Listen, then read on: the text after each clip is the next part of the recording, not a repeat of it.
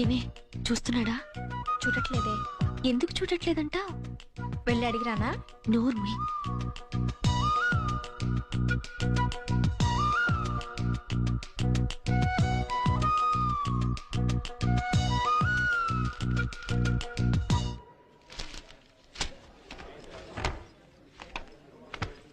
నందిని, ఇప్పుడు నీ మనసులో ఏమనుకుంటున్నావు చెప్పనా? ఏమనుకుంటున్నాను? నిన్నంతా నన్నే చూసిన సీన్గాడి వాళ్ళు ఎందుకు చూడలేదు అనుకుంటున్నావు కదా?